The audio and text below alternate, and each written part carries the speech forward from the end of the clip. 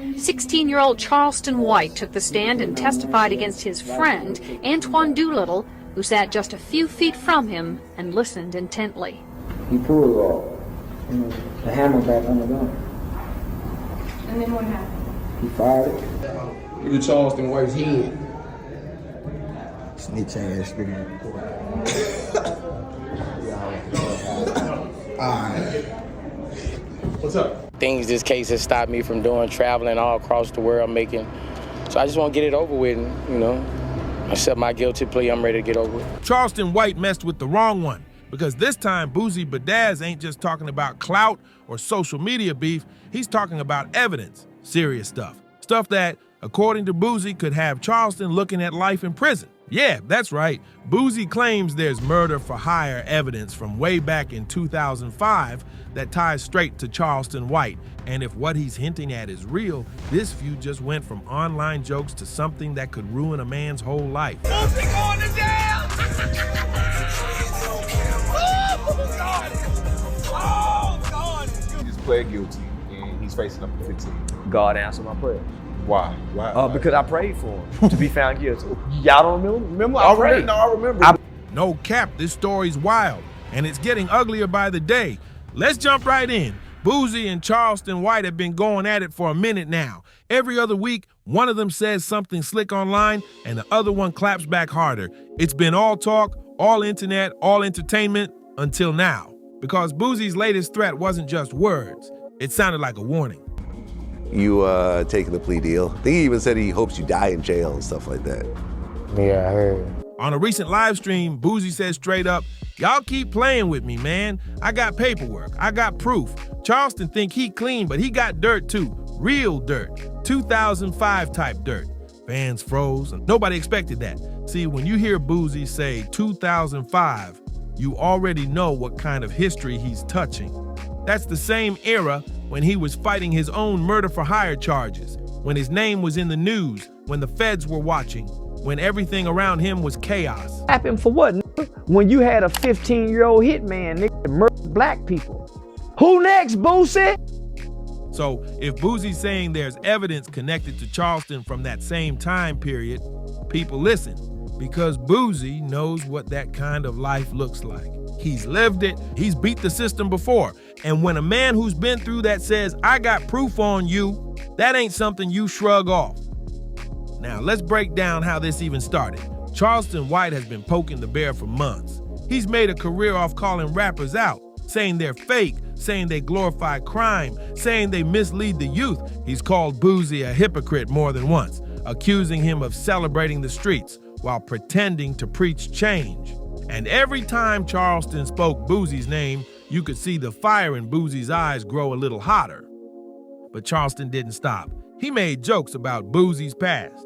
He even mentioned Boosie's time in prison, saying, "Some folks come out acting like they learned something, but they still got that same devil in them." That was the spark. And once Boosie heard that clip, he lost it. According to people close to Boosie, that's when he started talking about bringing receipts. He said Charleston wasn't as clean as he pretends to be. He said Charleston had skeletons, real ones, from back in the day, and that he could prove it.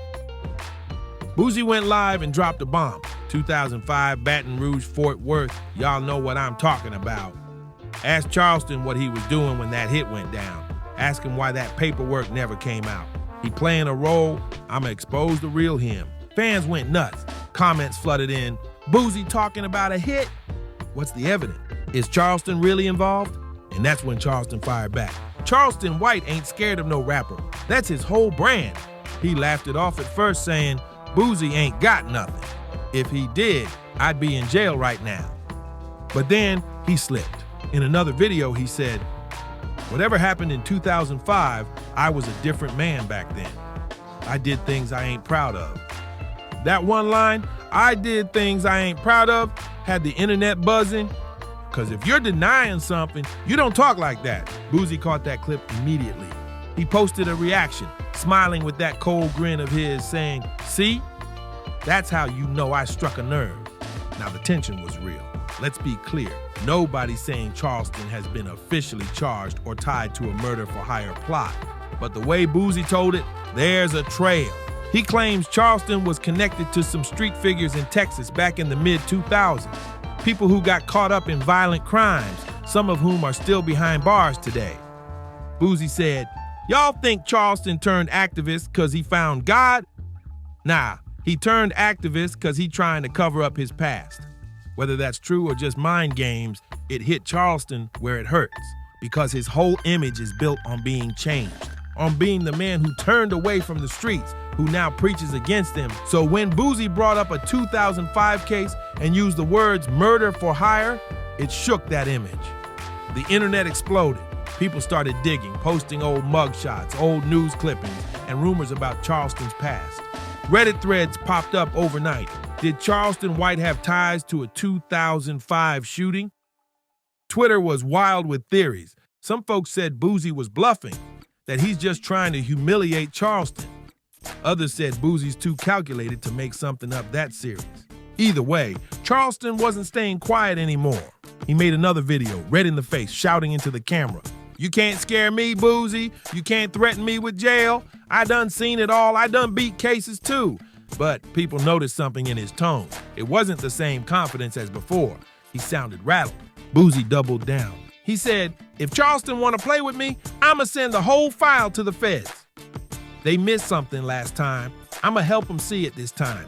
Now that right there, that's heavy, because you don't mention the feds unless you're ready for a real war. You don't call out a man like that unless you're sure you got something solid. And that's why this whole situation is different. This ain't just about trash talk. It's about power. It's about who has control over the narrative. And it's about who's willing to risk everything to silence the other. See, Boosie and Charleston represent two sides of the same coin. Boosie, the street legend who lived that life, did his time, and still carries the scars. Charleston, the former street dude turned anti-crime activist, who built a platform off criticizing rappers for glorifying what he once lived.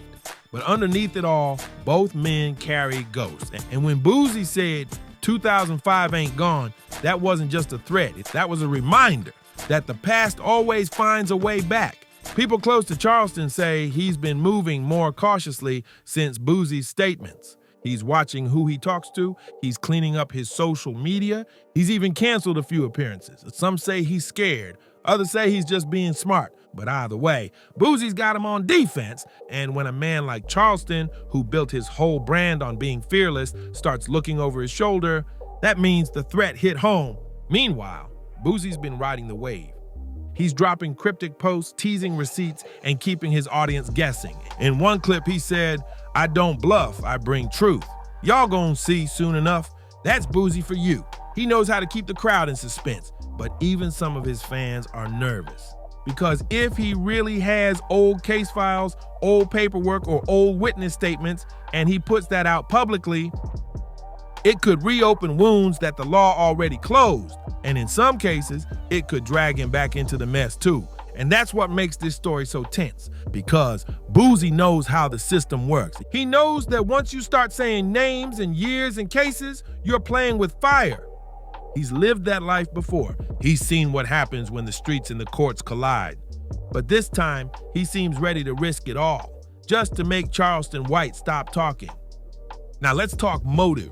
Why would Boosie go this far? Why bring up something as serious as murder for hire? Some people say it's revenge. That Charleston's been talking about Boosie's family, his parenting, and his music for too long, and this was Boosie's way of saying, enough! Others think it's strategic, that Boosie's trying to flip the script, make Charleston the target for once, so he's too busy defending himself to attack anyone else. Whatever the reason, Boosie's playing a dangerous game, because if he's lying, it could backfire badly. But if he's telling the truth, then Charleston might really have something to worry about. Charleston's response since then has been mixed. Some days he laughs it off, saying Boosie's just trying to stay relevant. Other days he looks angry, ranting for minutes straight about snitches and fake gangsters. But the public can feel it. This feud's getting darker. It's no longer entertainment, and it's starting to sound like real life, and that's when people start pulling back, because fans love drama, but nobody wants to see it turn deadly. Behind the scenes, insiders are saying both men have people trying to calm things down. mutual friends calling for peace, OGs from Baton Rouge in Texas telling them to chill before the wrong eyes start paying attention. Because once the feds hear words like evidence and murder for hire, it's not just social media anymore. It's paperwork, surveillance, and subpoenas. And both of them know that. Still, Boosie ain't backing down. And he said in a recent interview, "I don't make up lies. If I say something, it's because I got proof. I don't bluff on a man's freedom. I talk facts." Charleston, meanwhile, fired back. "If you got evidence, show it. Otherwise, you the one playing police." That right there sums up the whole situation. Two men daring each other to prove they're real, while both trying not to lose their image in the process. The internet's eating it up, of course. Videos titled "Charleston White Scared of Boosie, Boosie Bringing Receipts," and 2005 Murder Files leak are all trending. But while fans laugh, some folks who know both men personally are warning that this isn't a game. Because when words like murder and evidence start getting thrown around, it never ends pretty. And if either one of them decides to make it physical, it could go from gossip to tragedy real quick. Boosie said something recently that stuck with fans.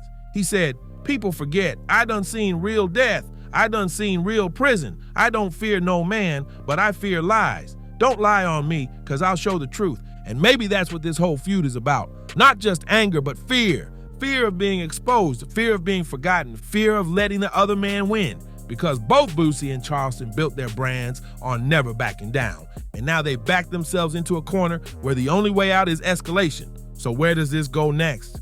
If Boosie really has proof, if there really is 2005 evidence that connects Charleston White to a hit, it could blow the roof off everything. It could lead to new investigations, new drama, and maybe even arrests. But if it turns out to be all talk, just Boosie using his past reputation to intimidate, then he's playing a dangerous bluff that could destroy his own credibility. Either way, somebody's reputation won't survive this. Right now, the world's watching, waiting to see who folds first. Charleston White, the loudest voice in internet culture, now forced to defend his past. And Boosie Badazz, the man who once beat the system, now daring someone else to face it. It's pride versus power, street versus speech, and the stakes are higher than ever, because this time, the threat ain't about words, it's about life in prison. Drop your thoughts in the comments. Is Boosie bluffing, or does he really have something on Charleston White?